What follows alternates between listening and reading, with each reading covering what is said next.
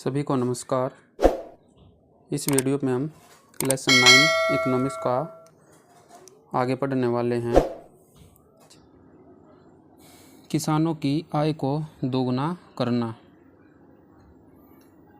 कृषि का आधुनिकीकरण, इसका क्या उद्देश्य था। कृषि तकनीकों का आधुनिकीकरण करना जिससे उत्पादकता, क्षमता तथा फसल विविधता बढ़ सके। कृषि में आमूल बदलाव के द्वारा रोजगार एवं आय का निर्माण करना जिससे खाद्य सुरक्षा सुनिश्चित हो सके तथा कृषि की गुणवत्ता को बढ़ाया जा सके। नेक्स्ट है बाधाएं। इसमें क्या क्या बाधाएं थी। पुरानी एवं अनुपयुक्त तकनीकों का प्रयोग, भारतीय कृषि में छोटे व मंझोले किसानों की अधिकता, संसाधनों की अपर्याप्तता, विनियमनों तथा बौद्धिक संपदा अधिकार की वजह से कृषि शोध में जटिलता। इसमें आगे की राह 2022-23 तक कुल फसल क्षेत्र के 53% सिंचाई क्षेत्र को बढ़ाने की ज़रूरत है। साथ ही ज़रूरी है कि इन सिंचाई क्षेत्रों में विस्तार सूक्ष्म सिंचाई के माध्यम से ही हो। हाइब्रिड एवं संशोधित बीजों को अपनाया जाना, अलग अलग मौसम के अनुसार फसल क्षेत्र के आधार पर गतिशील बीज विकास योजनाओं को अपनाया जाना और भारतीय कृषि अनुसंधान केंद्र तथा राज्य कृषि विश्वविद्यालय को मिलकर जलवायु परिवर्तन के प्रति अनुकूलित होने वाले फसल बीज का विकास करना चाहिए। निजी एवं तकनीकी विशेषज्ञों द्वारा बीज जांच सुविधाओं का सुधार किया जाना चाहिए।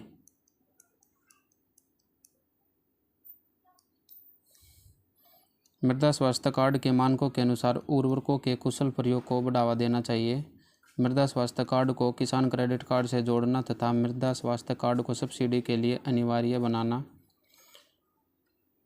कीटाणुनाशकों के प्रयोग को विनियमित करना तथा उसे खाद्य सुरक्षा कानून के साथ जोड़कर एक विनियामक फ्रेमवर्क तैयार करना।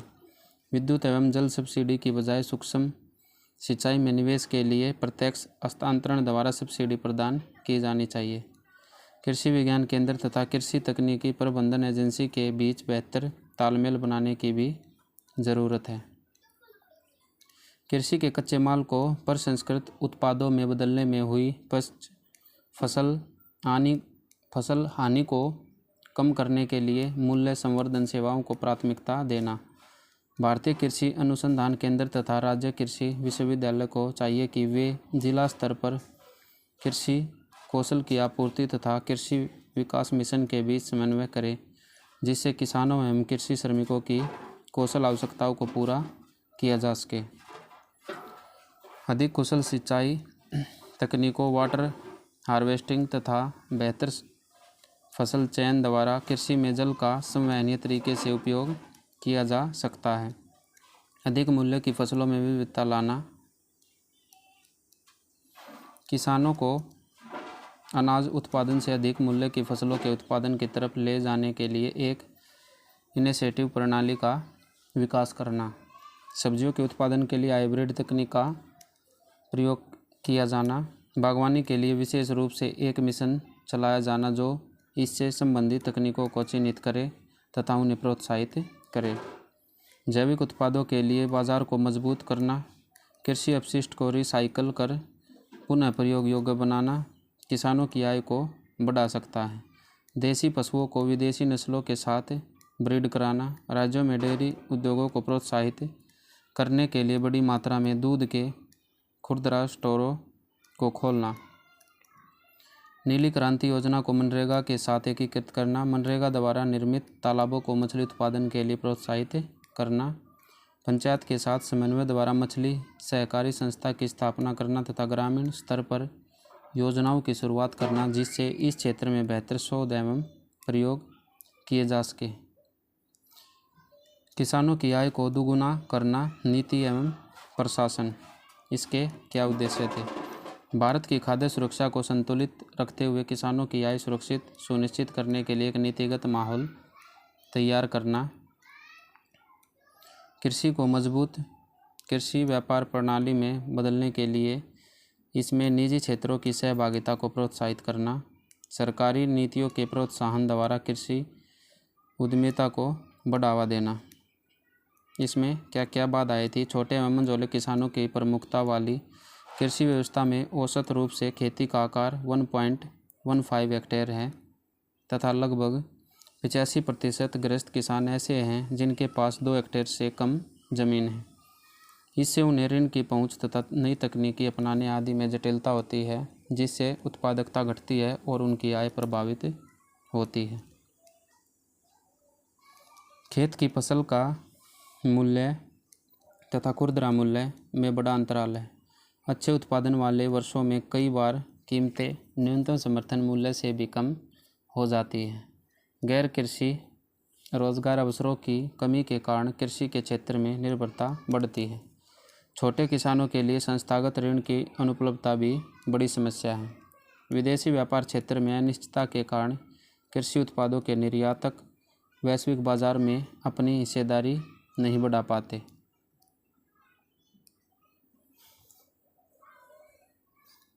नेक्स्ट है आगे की राह। Model agriculture produce and live stock marketing act 2017 को अपनाकर बाजार संबंधी कई समस्याओं को दूर किया जा सकता है, जैसे प्रगतिशील कृषि बाजार सुधारों को अपनाना, निजी क्षेत्रों में बाजार की स्थापना करना, निर्यातक, प्रोसेसर्स तथा ग्राहकों को सीधी बिक्री के लिए अनुमति प्रदान करना, किसान ग्राहक बाजार, ई ट्रेडिंग, बाजार शुल्क का एकल बिंदु लेवी, एक राज्य में एकीकृत व्यापार लाइसेंस, गोदाम, कोल्ड स्टोरेज आदि को बाजार के सबयार्ड के रूप में घोषित करना तथा राष्ट्रीय कृषि बाजार प्रारंभ करना आदि। भारत सरकार को एक स्थायी कृषि निर्यात नीति बनानी चाहिए, जिसका आदर्श समय अंतराल 5 से 10 वर्ष हो और जिसकी मध्यावधि में समीक्षा की जा सके। सरकार को चाहिए कि वह संविधान के अनुच्छेद 323B के आधार पर कृषि लागत तथा मूल्य आयोग को कृषि ट्रिब्यूनल से पुनर्स्थापित करे। नीति आयोग को कृषि मूल्यों से संबंधित एक समूह का गठन करना चाहिए जो निम्न का मूल्यांकन करे।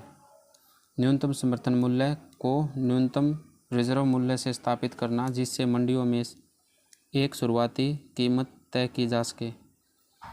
न्यूनतम समर्थन मूल्य के वर्ग को अधिशेष उत्पाद घरेलू स्तर पर कम उपलब्ध लेकिन वैश्विक स्तर पर उपलब्ध उत्पाद तथा वैसे उत्पाद जो घरेलू तथा वैश्विक दोनों स्तर पर कम उपलब्ध हो, उनको अलग अलग वर्गों में रखे। अमेरिका तथा यूरोपियन यूनियन के कृषि विभाग की तरह भारत में भी एक प्रभावी तकनीकी चालित कृषि सलाहकारी समिति का गठन किया जा सकता है।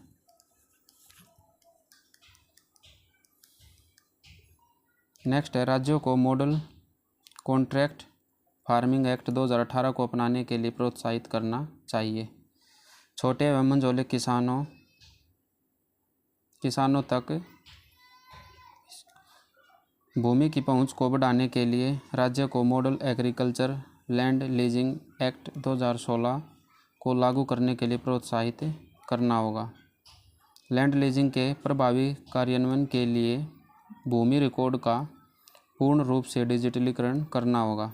कृषि में तकनीकी को बढ़ावा देने के लिए कृषि संबंधी शोध एवं विकास के क्षेत्रों जैसे ऊर्जा फ्रेंडली सिंचाई पंप, सूक्ष्म सिंचाई, जलवायु स्मार्ट तकनीक, इंटरनेट ऑफ थिंग्स तथा जानवरों के व्यवहारों के निरीक्षण के लिए एनिमल हस्बेंड्री तकनीक आदि के प्रयोग को बढ़ावा देना चाहिए।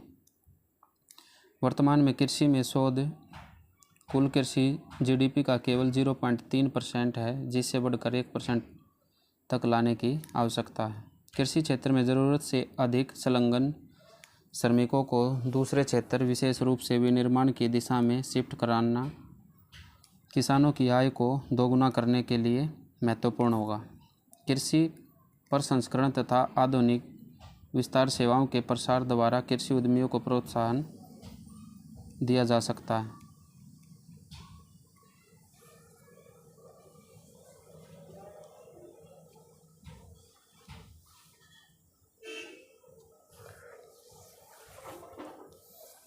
नेक्स्ट है किसानों की आय को दोगुना करना, मूल्य श्रृंखला तथा ग्रामीण अवसंरचना और इनके उद्देश्य। आधुनिक ग्रामीण अवसंरचना एवं एकीकृत मूल्य श्रृंखला प्रणाली द्वारा ग्रामीण अर्थव्यवस्था में परिवर्तन लाना। भारत के खाद्य उत्पादों के निर्यात को बढ़ाने के लिए वैल्यू चेन को मजबूत करना। 2022-23 तक किसानों की आय को दोगुना करने के लिए अवसर की विविधता एवं गुणवत्तापूर्ण रोजगार अवसर का निर्माण करना। इसमें क्या क्या बाधाएं हैं? कृषि के क्षेत्र में सार्वजनिक एवं निजी निवेश अत्यंत कम है। भूमि अधिग्रहण एवं पट्टे पर प्रतिबंध की वजह से बाजार निर्माण के लिए भूमि प्राप्त करने में कठिनाई होती है। वित्त, श्रम शक्ति एवं सुविधाओं की कमी की वजह से वर्तमान बाजार अवसंरचना भी समस्याओं से गुजर रही है। ग्रामीण सड़कों के रखरखाव की समस्या भी एक बड़ी बाधा है। अधिकांश राज्यों में कृषि एवं घरेलू प्रयोग के लिए अलग अलग विद्युत सप्लाई की सुविधा नहीं है। आगे की राह, इसमें कृषि वैल्यू चेन को बढ़ाने के लिए संबंधित अवसंरचना जैसे warehouse, pack house, ripening chamber, cold storage आदि के ग्रामीण स्तर पर निर्माण की ज़रूरत है। छोटे एवं मझोले किसानों के लाभ के लिए ग्रामीण एवं ब्लॉक स्तर पर सरकारी कलेक्शन सेंटर तथा वेयर हाउस के निर्माण की भी आवश्यकता है। उत्पादन को प्रसंस्करण से जोड़ने की ज़रूरत है। प्रभावी खरीद बिक्री कड़ी प्रसंस्करण सुविधा, खुदरा श्रृंखला तथा निर्यात गतिविधियों के विकास के लिए कृषि मंत्रालय, खाद्य प्रसंस्करण मंत्रालय की पहलों तथा वाणिज्य का समन्वय करना चाहिए। महिला स्वयं सहायता समूह द्वारा ग्रामीण सड़कों के रखरखाव को प्रोत्साहित करना चाहिए। उदाहरण के तौर पर कुल राज्य जैसे उत्तराखंड यह प्रयोग सफलतापूर्वक कर रहा है। यह मॉडल अन्य राज्यों को भी अपनाना चाहिए। और कृषि क्षेत्र में निजी निवेशकों को प्रोत्साहित करना चाहिए। निर्यात को बढ़ावा देने के लिए एयरपोर्ट पर कार्गो हैंडलिंग सुविधा को बढ़ाना चाहिए। वित्तीय समावेशन, इसके उद्देश्य है सभी तक बैंक अकाउंट की पहुंच को सुनिश्चित करना चाहिए। डिजिटल पेमेंट की पहुंच को बढ़ाना तथा इसका प्रसार करना। जीवन बीमा तथा पेंशन एवं अन्य रिटायरमेंट प्लान के कवरेज को बढ़ाना। युक्तिसंगत दर पर उन लोगों को ऋण सुविधा में शामिल करना जो अब तक इससे बाहर है। इसमें बाधाएं क्या क्या है? वित्तीय साक्षरता का अभाव, पारंपरिक बैंकिंग मॉडल की उच्च लागत, उत्पादों तथा बाजार प्रवेश पर अधिक विनियामक आवश्यकताओं को पूरा करना और नई तकनीकों को अपनाने में रूढ़िवादी रवैया अपनाना। आगे की राह, इसमें समग्र वित्तीय साक्षरता के लिए आर्थिक शिक्षा अभियान की तरह नई योजना चलाना तथा इसे नियमित विद्यालयी पाठ्यक्रम से जोड़ना। बैंकिंग अधिकारियों की परफॉर्मेंस का आंकलन करना तथा इसके आधार पर बेहतर इनिशिएटिव प्रदान करना। ऑनलाइन एवं पेपरलेस बैंकिंग को बढ़ावा देना। ऋण योग्य गृहस्थियों तथा अनौपचारिक व्यापारियों के बेहतर आकलन के लिए तकनीक का प्रयोग करना। डिजिटलीकरण को बढ़ावा देने के लिए साइबर सिक्योरिटी को मजबूत करना। इसके लिए विभिन्न हितधारकों को चाहिए कि वे एक कॉमन साइबर सिक्योरिटी फ्रेमवर्क का निर्माण करें। बैंकिंग से वंचित क्षेत्रों में भुगतान प्रणाली को बढ़ावा देने के लिए पेमेंट बैंक तथा ऐसे ही अन्य प्लेटफॉर्म का विस्तार करना। यूएसएसडी चैनल द्वारा भुगतान को बढ़ावा देने का एक लाभ यह हो सकता है कि ऐसे क्षेत्र में जहां इंटरनेट नहीं काम करता हो या फिर स्मार्टफोन नहीं रखने वाली बड़ी संख्या के लोगों का भुगतान इस माध्यम द्वारा किया जा सकता है। पूंजी बाजारों में केवाईसी प्रतिबंध को आसान किया जा सकता है। सभी के लिए आवास, इसमें उद्देश्य सभी परिवारों को पक्का घर उपलब्ध कराना जिसमें वाटर कनेक्शन, शौचालय तथा 24x7 बिजली की पहुंच उपलब्ध हो। ग्रामीण क्षेत्रों में 2.95 करोड़ हाउसिंग यूनिट तथा शहरी क्षेत्रों में 1.2 करोड़ हाउसिंग यूनिट का निर्माण करना। जिसमें बाधाएं औपचारिक वित्तीय संस्थाओं द्वारा वित्त उपलब्धि की कमी, शहरी क्षेत्रों में बहुस्तरीय अनुमोदन प्रणाली, शहरी क्षेत्रों की वहनीय आवास योजनाओं में निजी क्षेत्रों की सीमित सहभागिता, शहरी क्षेत्रों में पारंपरिक निर्माण प्रणाली की प्रधानता के कारण निर्माण प्रगति में देरी, वहनीय आवास परियोजनाओं के लिए उपयुक्त भूमि बैंक तक सीमित पहुंच, झुग्गियों में रहने वाले लोगों की संख्या में निरंतर वृद्धि, प्रशिक्षित कारीगरों की अपर्याप्तता। इसमें आगे की राह, गरीबों तक सांस्थानिक वित्त की पहुंच के लिए वित्त सेवा विभाग को चाहिए कि वह वहनीय आवास को प्राथमिक क्षेत्रक ऋण में एक उपवर्ग के अंतर्गत शामिल करे। सरकार को चाहिए कि वह सभी के लिए आवास के लिए वित्त की सीमा को बढ़ाए। प्रधानमंत्री आवास योजना के अंतर्गत 16 नई तकनीकों को चिन्हित किया गया है और उन्हें भी अपनाना चाहिए। बड़े स्तर पर कारीगरों को प्रशिक्षण देने के लिए विभिन्न योजनाओं के राष्ट्रीय शहरी जीवन यापन मिशन, प्रधानमंत्री कौशल विकास योजना, निर्माण कौशल विकास काउंसलिंग तथा मनरेगा जैसी विभिन्न योजनाओं के विशेष प्रावधान का समन्वय किया जाना चाहिए। खर्च को घटाने के लिए तथा निर्माण की गुणवत्ता को सुनिश्चित करने के लिए सरकारी परियोजना में प्रति वर्ग फुट लागत की बजाय लाइफ साइकिल लागत पद्धति को अपनाया जाना चाहिए। वैसी कंपनियां जो अपशिष्ट से रिसाइकल उत्पाद तैयार करती है, उन्हें प्रोत्साहित करने के लिए वित्तीय सहयोग दिया जाना चाहिए। रेंटल सह ओनरशिप हाउसिंग, जिसमें मकान को पहले किराए पर दिया जाए तथा जब किराएदार से मकान की कीमत वसूल हो जाए तब उसे ओनरशिप हस्तांतरित कर दी जाए की विधि को अपनाया जाना चाहिए।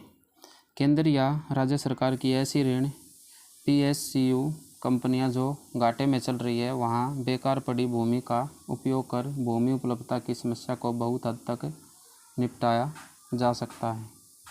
ये अलग अलग क्षेत्रों के जैसे यात्रा, पर्यटन एवं आतिथ्य अलग अलग क्षेत्रों में बताया गया है। इनके क्या उद्देश्य और इनकी क्या बाधाएं हैं और आगे की क्या राह हो सकती हैं पॉजिटिविटी के लिए।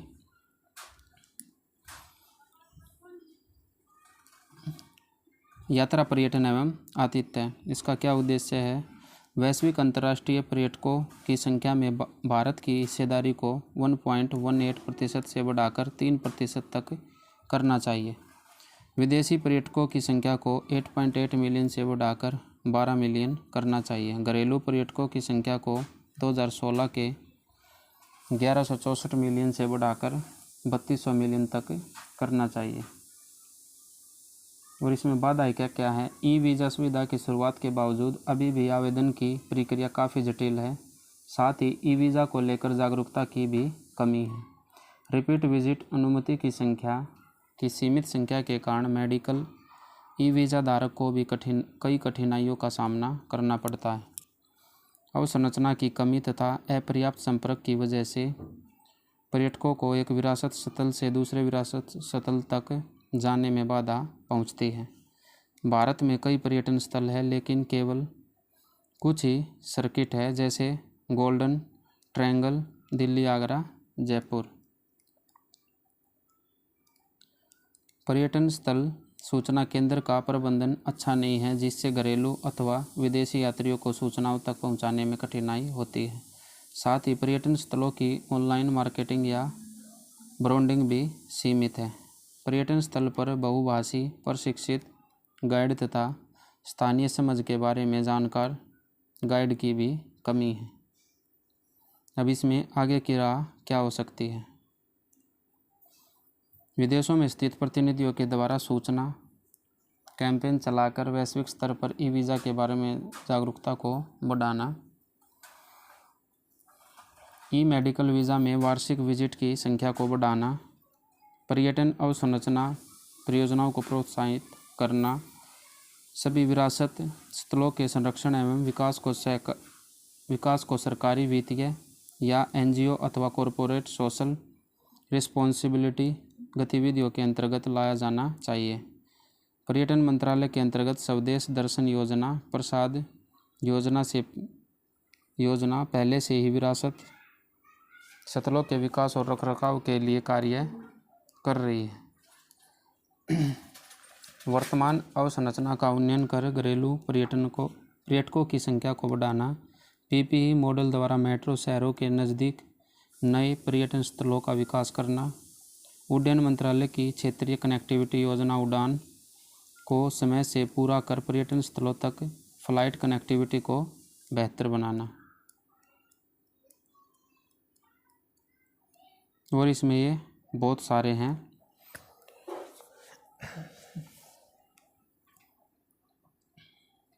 इसमें बहुत सारे कारण हैं।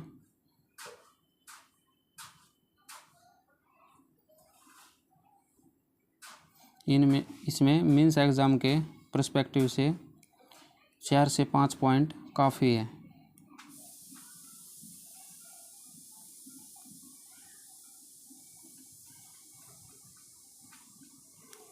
जैसे खनिज है। खनिज का उद्देश्य स्पष्ट भूगर्भिक क्षमता क्षेत्र के खनन के लिए अन्वेषित क्षेत्र को 10% से बढ़ाकर 20% करना। खनन क्षेत्र के विकास को 2017-18 के 3% से बढ़ाकर 2018-23 तक 14% करना। प्रत्यक्ष सहयोगी एवं अप्रत्यक्ष नौकरियों की संख्या में खनन क्षेत्र का योगदान 10 मिलियन से बढ़ाकर 2022-23 तक 15 मिलियन करना है। और इसमें जो मुख्य बाधाएं हैं 3 से 4 पॉइंट हम इसके बता सकते हैं। जटिल लाइसेंसिंग प्रक्रिया की वजह से खनन में बाधा आती है। भू अधिग्रहण की लागत अत्यंत अधिक है। वैश्विक मानकों की तुलना में भारत में टैक्स, रॉयल्टी तथा लेवी अधिक है। अपर्याप्त अवसंरचना है। श्रम शक्ति की उत्पादकता एवं कौशल की कमी भी बड़ी चुनौती है। आगे की राह, इसमें भी हम 3 से 4 पॉइंट बता सकते हैं। खनिजों की खोज तथा लाइसेंसिंग पॉलिसी को दुरुस्त कर निजी क्षेत्रों को सहभागिता के लिए सुविधा प्रदान करना और इस दिशा में प्रभावकारी होगा। इसके लिए एक्सप्लोर इन इंडिया जैसा एक मिशन भी चलाया जा सकता है। दूसरा है निजी क्षेत्र को प्रोत्साहित करने के लिए कर संरचना को युक्तिसंगत बनाना होगा। प्रत्यक्ष विदेशी निवेश सहित अन्य निवेशों को सुविधा प्रदान करनी होगी। समयबद्ध तरीके से पर्यावरण तथा वन क्लीयरेंस के लिए सिंगल विंडो सिस्टम की स्थापना करनी होगी। पर्यावरण एवं वन मंत्रालय ने इसके लिए अगस्त 18 में परिवेश नामक पोर्टल लॉन्च किया है। तो ऐसे हम 3 से 4 पॉइंट बता सकते हैं। ये सब बताने की ज़रूरत नहीं है। इसमें अवसंरचना में है जैसे ऊर्जा है। ऊर्जा में उद्देश्य है वहनीय, विश्वसनीय, संवहनीय तथा आधुनिक ऊर्जा उपलब्ध कराना। 2019 तक सभी के लिए 24x7 बिजली उपलब्ध कराना। 2022 तक 175 गीगावाट नवीकरणीय ऊर्जा उत्पादन क्षमता प्राप्त करना। 2022-23 तक तेल एवं गैस के आयात को 10% तक कम करना है। इसमें मुख्य बाधाएं क्या? विभिन्न प्रकार की सब्सिडी तथा टैक्स ऊर्जा बाजार को विकृत करते हैं और ऊर्जा के कुशल ईंधन पर अकुशल प्रयोग को बढ़ावा देते हैं। इससे भारतीय निर्यात तथा घरेलू उत्पादन भी प्रभावित होता है, क्योंकि ऊर्जा टैक्स जीएसटी के अंदर नहीं आता, इसलिए इसे कोई इनपुट क्रेडिट भी नहीं दिया जाता है। इसमें 2 से 3 पॉइंट बता सकते हैं। जैसे पुराने अक्षम संयंत्र अभी संचालन में हैं, जबकि तुलनात्मक रूप से अधिक दक्ष संयंत्र का उपयोग सही तरीके से नहीं किया जा सकता। डिस्कॉम कंपनी के बारे में बता सकते हैं। पावर सप्लाई की वजह बता सकते हैं। औद्योगिक वाणिज्यिक शुल्क के बारे में बता सकते हैं। सब्सिडी के बारे में बता सकते हैं।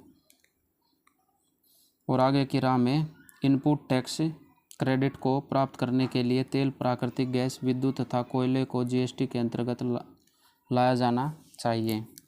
ऊर्जा के सभी स्वरूपों के लिए समान जीएसटी दर लागू की जानी चाहिए। सभी प्रकार की सब्सिडी को क्रियात्मक सब्सिडी के रूप में प्रदान करना चाहिए। जो बाधाएं हैं उसी प्रकार की हमें आगे की राह बतानी है। अगर औद्योगिक के ऊपर है तो उद्योग में हम उद्योग में हम कैसे बढ़ावा कर सकते हैं उसके कारण बताने चाहिए। जैसे ग्रामीण क्षेत्र में, तो ग्रामीण क्षेत्रों में खुदरा व्यापार के लिए डिस्कॉम कंपनियां फ्रेंचाइजी मॉडल अपना सकती हैं।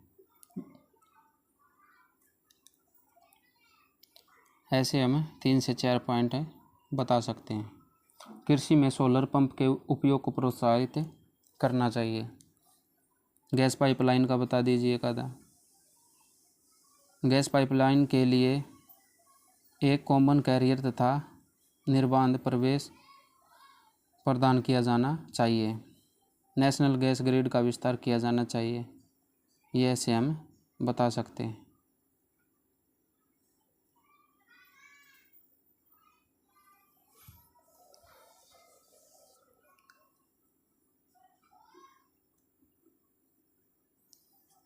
ऐसे ही थल परिवहन में बता सकते हैं।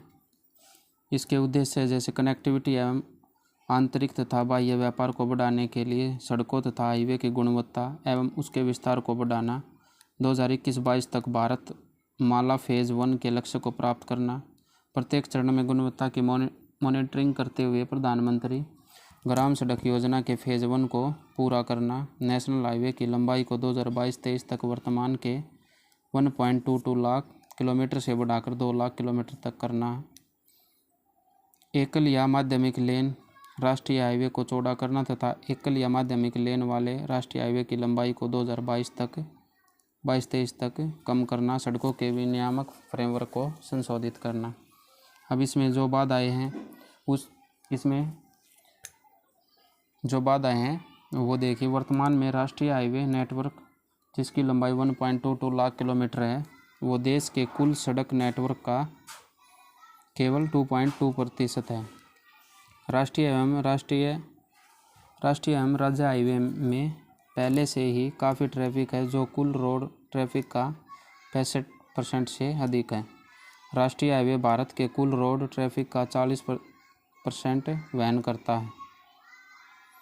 वर्तमान सड़क अवसंरचना के रखरखाव एवं प्रबंधन पर निर्धारित वार्षिक व्यय जरूरी खर्च का केवल 40% है। सड़क सुरक्षा भी एक बड़ी समस्या है। आंकड़ों के अनुसार यहाँ प्रतिदिन 400 सड़क दुर्घटना संबंधित मौतें होती हैं। ये 3 से 4 पॉइंट बाधा के हम बता सकते हैं। और इसमें आगे की राह में भी 3 से 4 पॉइंट। कनेक्टिविटी को बढ़ाने के लिए सड़क नेटवर्क का विस्तार करना चाहिए। फिर भारतमाला परियोजना फेज़ 1 पूर्वोत्तर क्षेत्र के लिए SARDP-NE फेज़ ए पूर्वोत्तर सड़क नेटवर्क कनेक्टिविटी प्रोजेक्ट फेज़ 1 तथा 4 धाम महामार्ग विकास परियोजना को समयबद्ध तरीके से पूरा करना। सड़क रखरखाव गतिविधियों के लिए एक केंद्रीय सड़क फंड निर्धारित करना। सड़क निर्माण के लिए औद्योगिक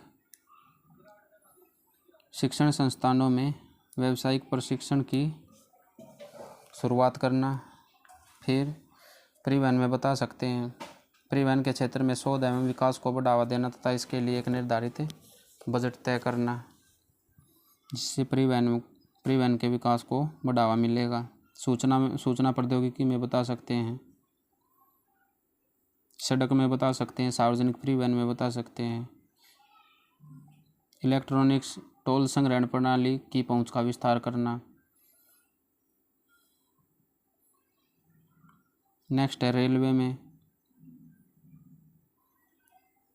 रेलवे का उद्देश्य 2022-23 तक भारत को एक ऐसे रेल नेटवर्क का विस्तार करना है जो न केवल कुशल, विश्वसनीय एवं सुरक्षित हो, बल्कि किफ़ायती एवं सुगम भी हो। वर्तमान रेलवे अवसंरचना की क्षमता को बढ़ाना। 2022-23 तक रेलवे अवसंरचना निर्माण की गति को 7 किलोमीटर प्रतिदिन से बढ़ाकर 19 किलोमीटर प्रतिदिन करना। ब्रॉडगेज ट्रैक के विद्युतीकरण को 2022-23 तक 2016-17 के 40% से बढ़ाकर 100% करना है। मालगाड़ी तथा मेल एक्सप्रेस ट्रेन की औसत गति को बढ़ाना। रेलवे की सुरक्षा को बढ़ाते हुए शून्य दुर्घटना दर को प्राप्त करना। 2022-23 तक सेवा प्रदाय में सुधार करते हुए 95% समय पर पहुंच की स्थिति को प्राप्त करना। इसमें जो मुख्य बाधाएं हैं ये बता दीजिए। रेलवे नेटवर्क का अत्यधिक भरा हुआ होना, लगभग 60% रेलवे रूट पर 100% से अधिक क्षमता का उपयोग हो रहा है, जिससे यात्रियों और मालगाड़ियों की औसत गति घटती है। निर्यात क्षमता में देरी, बाजारोन्मुखी दृष्टिकोण की अपर्याप्तता तथा परियोजना अनुमोदन में देरी की वजह से रेलवे प्रोजेक्ट के क्रियान्वयन में देरी होती है। सड़क मार्ग से माल ढुलाई का किराया रेलवे किराए से कम है। रेल एवं स्टेशनों की खराब सफाई स्थिति, रेलवे आगमन एवं प्रस्थान में देरी, खाने की खराब गुणवत्ता तथा टिकट बुक करने में आने वाली कठिनाई भी बहुत बड़ी बाधा है। इसमें जो आगे की राह है, जो इसके लिए जो रेलवे के विकास को आगे बढ़ा सकते हैं, इसमें क्या क्या करना चाहिए, उसके लिए हम 3 से 4 पॉइंट बता सकते हैं। उपलब्ध अवसंरचनाओं का अनुकूलतम उपयोग भीड़ भाड़ को घटाने में मददगार हो सकता है। डेडिकेटेड फ्रेट कॉरिडोर तथा Mumbai Ahmedabad high speed rail को निश्चित समय में पूरा किया जाना जरूरी है। संरचनात्मक सुधार द्वारा सांस्थानिक समस्याओं को दूर किया जाना चाहिए। आय निर्माण के लिए किराया संरचना तथा सब्सिडी को युक्तिसंगत बनाना एवं अन्य पूंजियों का मौद्रीकरण करना इस दिशा में सहयोगी हो सकता है। किराए का बता दीजिए, इसमें भूमि संसाधनों को लेकर बता दीजिए, और जो इम्पोर्टेंट स्कीम है